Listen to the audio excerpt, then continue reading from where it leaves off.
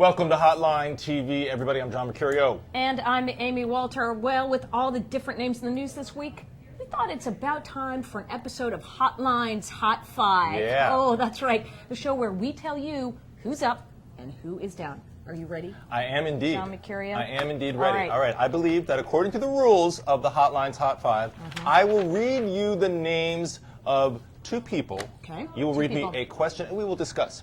Let's go. Jesse it. Jackson Jr.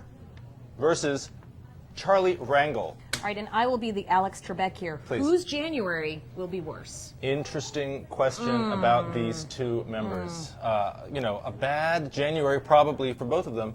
Big questions about how far the allegations against Jesse Jackson and his role in this Blagojevich scandal become. I have to say, though, at the end of the day, if you want an answer to that sort of unanswerable question, I'm going to say that it's worse for Charlie Rangel. Oh, it's much worse for Charlie Rangel. Look, he's going to have to try to defend his hold on the Ways and Means Committee. So while all this other stuff is swirling around, a lot of pressure is going to put on Nancy Pelosi. Now, they can have an ethics investigation. They say they're expanding it. You know how long these things take? Right. It's not, it may not even end in January. It may drag into February, but I just think he's going to have a much rougher time. The bottom line for Jesse Jr., I think, is not so much about January, but let's face it, this guy's not getting the Senate seat. This guy's not getting the Senate right. seat, unless, of course, he decides to run in the special election, which he's entitled to do. All right. All right, number two, Rod, I can't pronounce that last name, I think Blagojevich. Blagojevich. Yes. Rod Blagojevich versus the Big Three. All right. Who is hated more in Washington? Rod Wow. Blagojevich, period. I mean, I think the Big Three have their supporters, obviously most of them from Michigan and Detroit and elsewhere around the country, Union, but Rod Blagojevich is persona non grata absolutely across this entire city. 8% of Except for people the in hotline. Illinois, we love him because you're helping us a lot. This could be a boring time of the year. Thank do you. love you.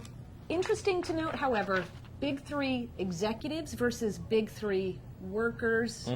Sure. There is a difference there. We saw in polling that bottom line is most folks see the executives as culpable here Sure. more so than more anything so else. than the workers and more so, but I think at the end of the day, the question being who's more hated, I have to go Well, with actually, Blagojevich. how about let's say this? I think depends on if you're a Democrat or Republican.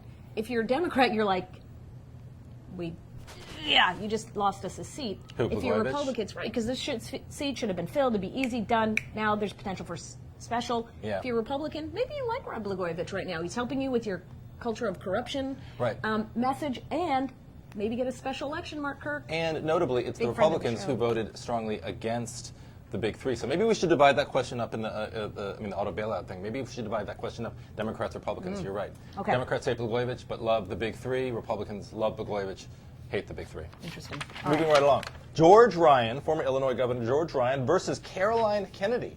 All right, so thanks to Blagojevich, Yes. who is more likely to stay put? And not get One Ryan doesn't get out of getting a jail. pardon. Yeah.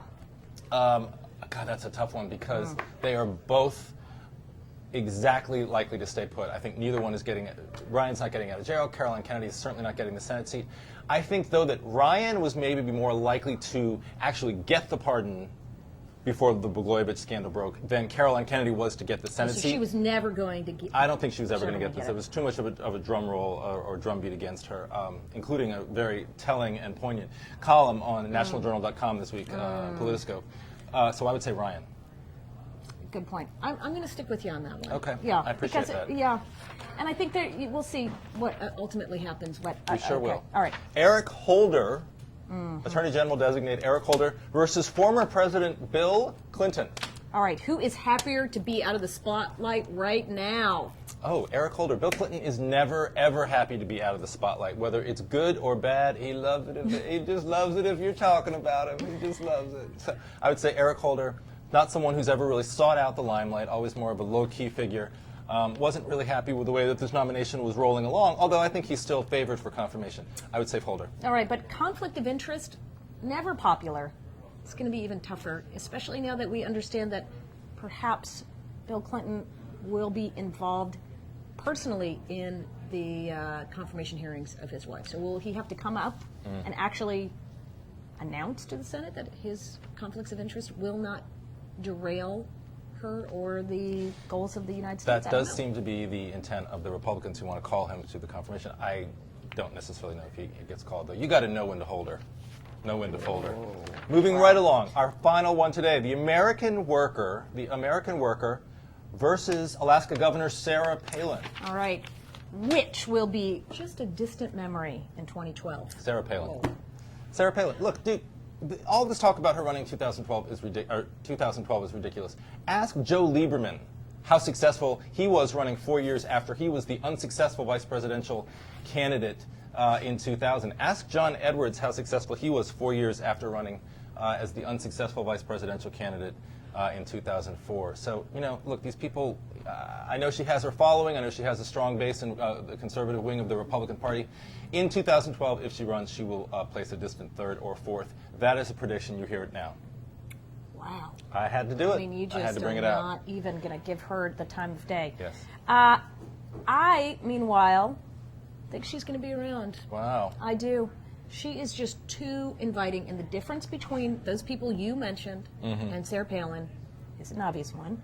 She is a female. She has a story. She is indeed. She will not go away, and the interest in her, I think, continues, especially among social conservatives who believe that the party has lost its way, and it's not going to be found In a by Bobby some of the Jindal, same. in a Mark Sanford, in a Tim Pawlenty. Look, you're right. She is a woman. I will grant you that. I will not argue that point. But she, unlike Edwards and unlike Lieberman, is considered, at the time of the election on November 4th of this year, to have been A polarizing the figure, most, if not the most, then one of the top reasons that the Republican ticket went down. I think it's very difficult for her supporters to rationalize her mounting her own run in 2008 or 2012. But listen, 4 years, a long time in politics. And we've run a really long show. Yeah, so we're going to stop now. But we will see you next time on Hotline TV. Until then, I'm Amy Walter. And I'm John Mercurio. See you next time on Hotline TV.